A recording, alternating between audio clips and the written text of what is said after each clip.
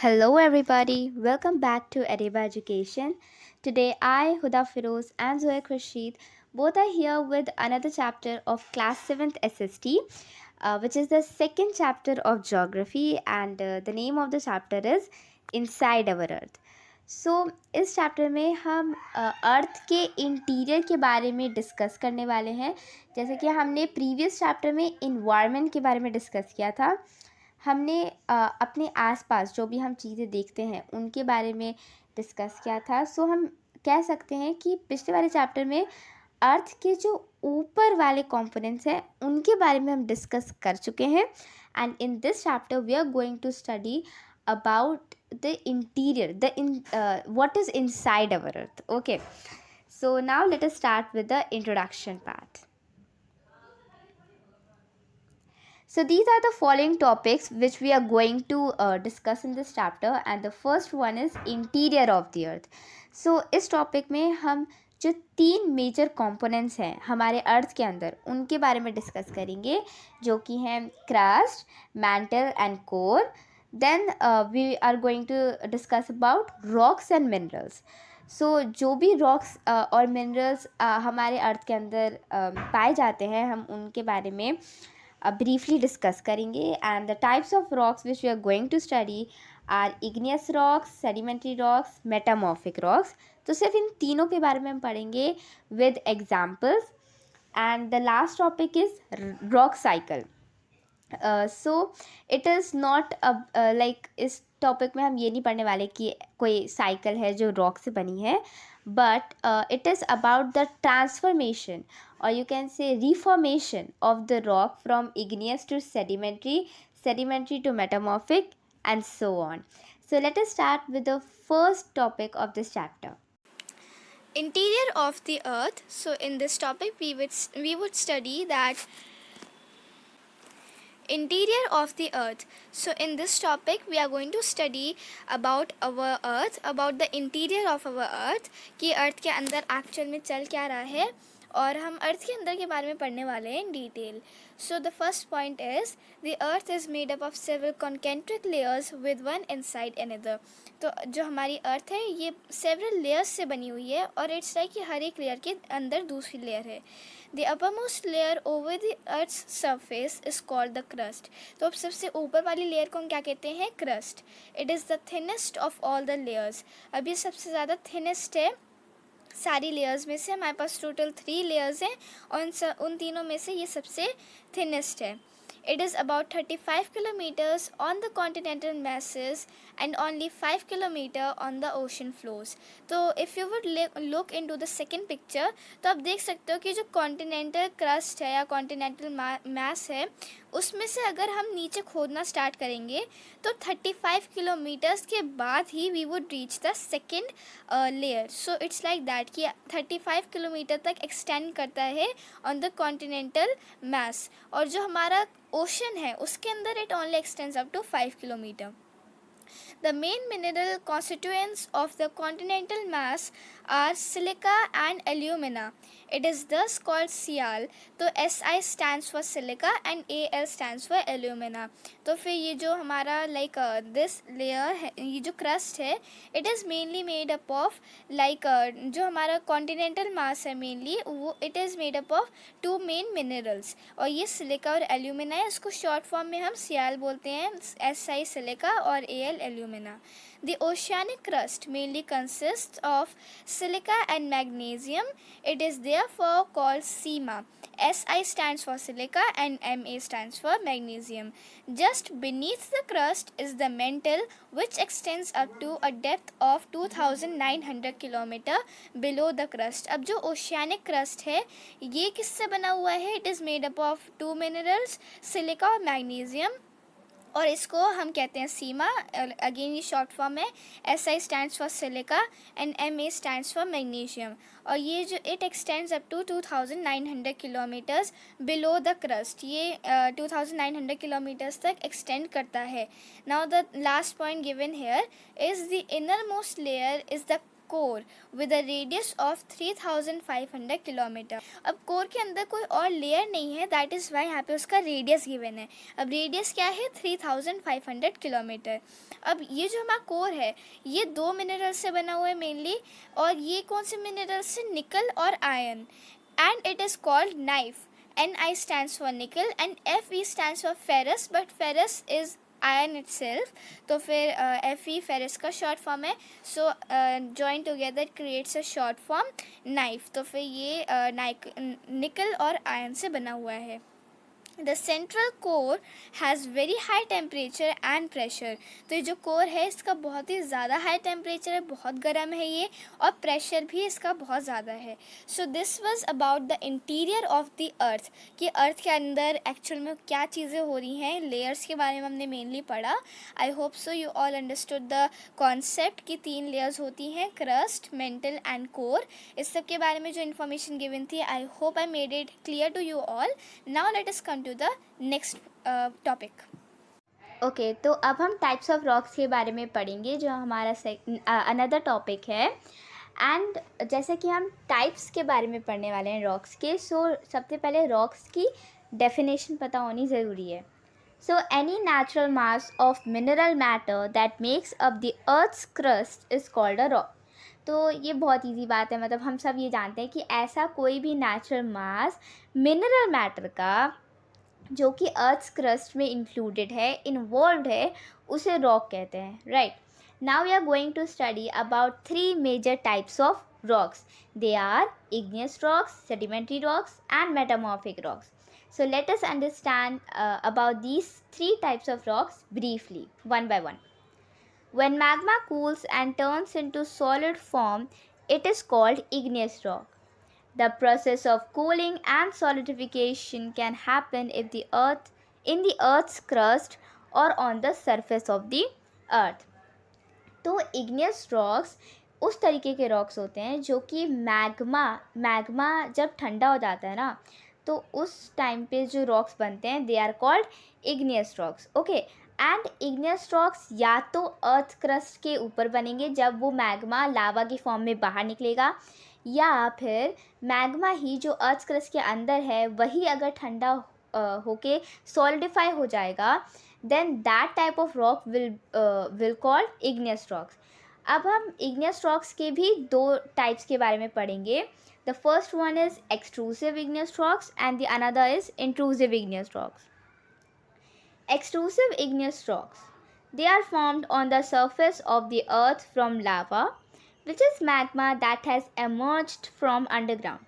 For example, basalt. So जैसा कि मैंने आपको बताया कि igneous rocks या तो अर्थ क्रस्ट के ऊपर ठंडे होके बनते हैं, सॉलिडिफाई होके बनते हैं, या फिर अर्थ क्रस्ट के अंदर. सो एक्सट्रूसिव igneous rocks से यू कैन लर्न ऐसे कि एक्सट्रूसिव है then exterior.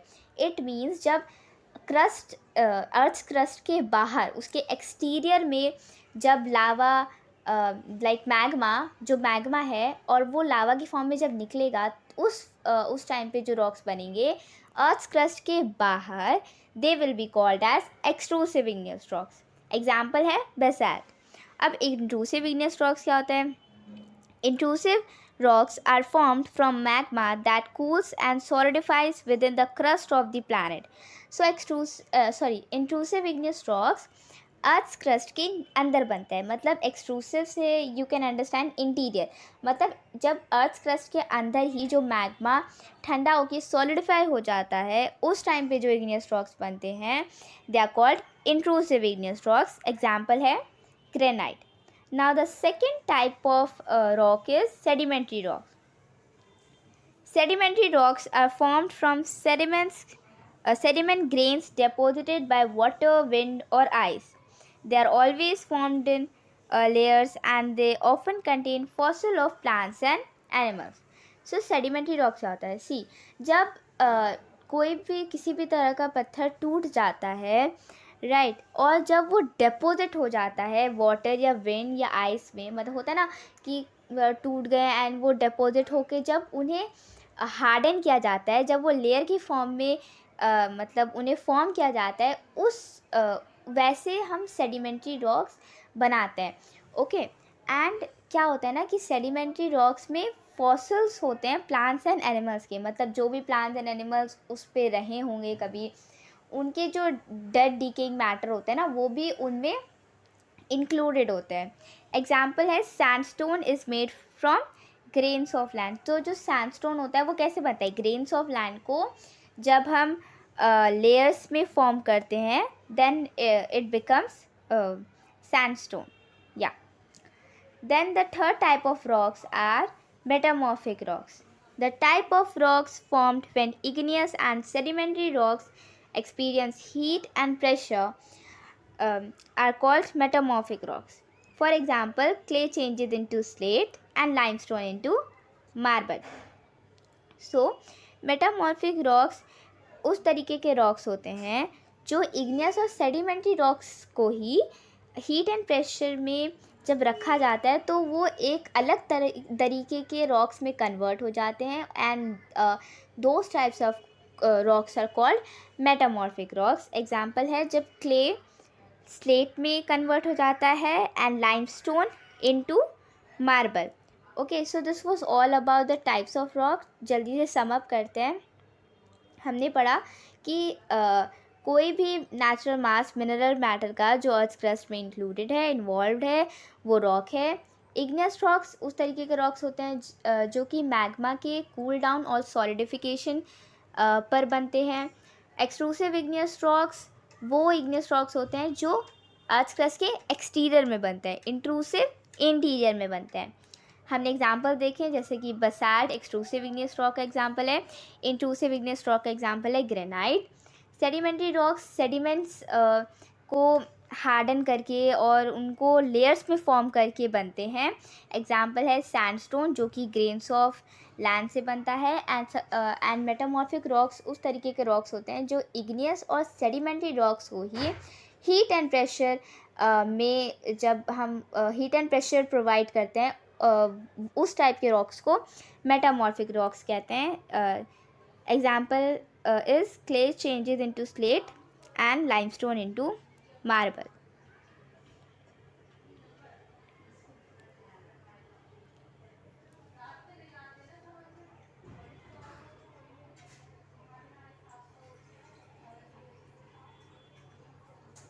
So this was all about the types of rocks. As you can see the pictures, ki igneous rocks which is the basalt rock which is an igneous rock, sandstone जो कि sedimentary rock है, and marble जो कि एक metamorphic rock है. So now let's come to the next topic. Uses of rocks. तो अब हम पढ़ने वाले हैं रॉक्स के यूजेस के बारे में कि किन किन चीज़ों में रॉक्स का यूज़ होता है. So rocks are useful for various purposes. Rocks हम बहुत सारे कामों के लिए यूज़ करते हैं. रॉक्स बहुत ही ज़्यादा यूज़फुल भी होते हैं. So first point given here is it helps in making roads. It is used in the construction of houses and buildings. Small stones are used by children in different types of games. They are used in fertilizers and in making cement. तो जो rocks होते हैं mainly उनका use होता है roads बनाने में और हाउसेस बिल्डिंग्स की कंस्ट्रक्शन में. उसके अलावा ये सब तो चलो ठीक है, इसमें बड़े रॉक्स का भी यूज़ हो सकता है. इग्नियस सेडिमेंट्री मतलब रॉक्स का यूज़ हो सकता है बड़े छोटे. बट मेनली जो स्मॉल स्टोन्स होते हैं उनका यूज़ होता है डिफरेंट टाइप्स ऑफ गेम्स में. ऐसे by children these small stones are used for different types of games. और उसके अलावा और एक और जो मेन पर्पस है रॉक्स का दैट इज़ कि ये जो रॉक्स होते हैं they are used in fertilizers and in making cement. तो जो फर्टिलाइजर्स होते हैं और जो सीमेंट होता है उसमें बेसिकली जो रॉक्स होते हैं उनको क्रश अप करके हम यूज़ कर सकते हैं. तो the second point given here is sedimentary rocks such as sandstone and limestone are used to make cement, chalk and building material. तो अभी हमने पढ़ा कि मतलब ये जो रॉक्स होते हैं उनका यूज़ हम रोड्स बनाने के लिए करते हैं, कंस्ट्रक्शन में करते हैं. तो यहाँ पे हमें दे रखा है कि जो सेडिमेंट्री रॉक्स होते हैं, सेडिमेंट्री रॉक्स का मेनली यूज़ होता है in making cement, chalk and building material. So this was all about this topic uses of rocks. I hope so you all understood. Now let us come to the next topic.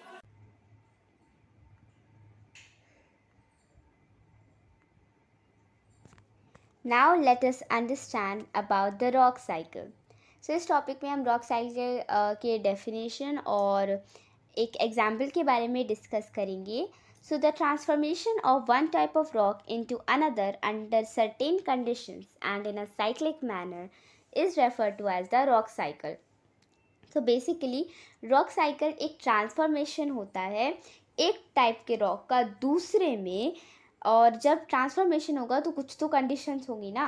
So it happens under certain conditions and we can show the rock cycle in a cyclic manner, as उसका name ही है rock cycle. Okay, so rock cycle एक transformation होता है एक type के rock का दूसरे टाइप से under certain conditions and we can observe it, like we can present it in a cyclic manner, as you can see in the picture. So now we are going to understand it more briefly with an example. It is a very good example because it is about igneous rocks, sedimentary rocks and metamorphic rocks, which we have just read about.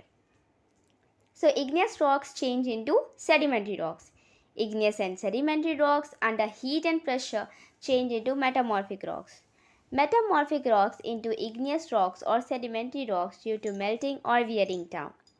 So जब volcanic eruption होता है, हमने just पढ़कर आए हैं कि जब volcanic eruption होता है तो जब मैग्मा ठंडा हो जाता है, व्हेन इट कूल्स डाउन, तो उस टाइम पर इग्नियस रॉक्स बन जाते हैं.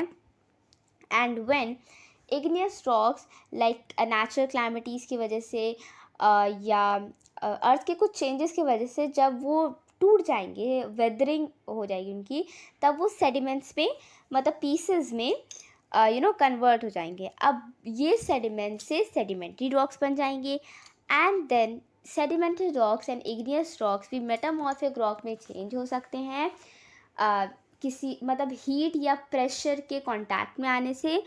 एंड मेटामॉर्फिक रॉक मेल्टिंग की वजह से या वियरिंग डाउन की वजह से they can also convert into magma again. So फिर से वही साइकिल होगा कि magma, then volcanic eruption, igneous rocks, sediments to sedimentary rocks, then metamorphic rocks, then magma. तो ऐसे ये cycle it continues working. And this was all about this topic, the rock cycle. I hope you understood it, and now let's move to the next topic. Minerals. Rocks are made up of different minerals. तो अभी हम minerals के बारे में पढ़ेंगे और सबसे पहले तो हमें यही दिया हुआ है कि जो रॉक्स होते हैं वो मिनरल से बनते हैं. अब now we are going to study कि मिनरल्स होते क्या हैं. So minerals are naturally occurring substances which have certain physical properties and definite chemical composition. तो minerals क्या होते हैं, वो भी natural occurring substances होते हैं. वो artificially उनको नहीं बनाया जाता है, mainly वो naturally occur होते हैं in the nature और उनके पास कुछ ऐसी certain physical properties होती हैं और कुछ chemical composition होता है, यानी उनका जो structure होता है उनकी कुछ अलग से दिखने में या फिर कुछ फिजिकल उनकी अलग प्रॉपर्टीज़ होती हैं और केमिकली भी उनकी अलग अलग प्रॉपर्टीज़ होती हैं. Minerals are very important to humankind. अब मिनरल्स जो होते हैं ये बहुत ही ज़्यादा इम्पॉर्टेंट होते हैं. जैसे कि हमने पढ़ा था रॉक्स के यूजेस के बारे में, so in the same way minerals भी बड़े इंपॉर्टेंट होते हैं इन रॉक्स. तो some are used as fuels. तो जो मिनरल्स होते हैं कुछ कुछ का यूज़ होता है फ्यूल्स के लिए. For example coal, natural gas and petroleum. तो फिर कुछ फ्यूल्स की तरह यूज़ होते हैं. यहाँ पे एग्जांपल्स दे रखे हैं हमें. कोल, नेचुरल गैस और पेट्रोलियम जो कुछ ऐसे मिनरल्स हैं, दे आर लाइक फ्यूल्स. तो फिर हम उनको फ्यूल्स की तरह यूज़ करते हैं and they are very important. Lastly they are also used in industries. अब बहुत ही इनका सबसे ज़्यादा बहुत ही वाइड स्केल पे यूज़ होता है in industries such as iron, aluminium, gold, uranium etcetera. इसके अलावा they are also used in medicines and fertilisers. Etcetera. तो फिर जो हमारे मिनरल्स होते हैं ये इंडस्ट्रीज़ में भी यूज़ होते हैं, एल्यूमिनियम, गोल्ड, यूरेनियम एक्सेट्रा। इस सब के यूजेस से मतलब ये जो गोल्ड, एल्यूमिनियम, आयरन, ये सब भी मिनरल्स ही हैं एक्चुअली। ये सारे जिनको भी हम लाइक जैसे जब हम बात करते हैं गोल्ड, सिल्वर, इन सब की, सो दे आर जस्ट मिनरल्स। तो फिर ये इंडस्ट्रीज़, वेरियस इंडस्ट्रीज़ होती हैं, तो फिर बिजनेस है, तो फिर इस वजह से मिनरल्स का इस फील्ड में भी बहुत ही ज़्यादा यूज़ है। इसके अलावा मेडिसिन्स में भी मिनरल्स डलते हैं, खाने में भी मिनरल्स होते हैं, फर्टिलाइजर्स में भी मिनरल्स डलते हैं एक्सेट्रा। तो there are many kinds of minerals और ये सब बड़े इंपॉर्टेंट होते हैं। This video was made and explained by me, Huda Firoz, and my friend Zoya Khurshid. So this was all for today, guys. I hope you learned a bunch of things here, and we'll see you in the next video with another chapter. Till then, stay tuned and thanks for watching.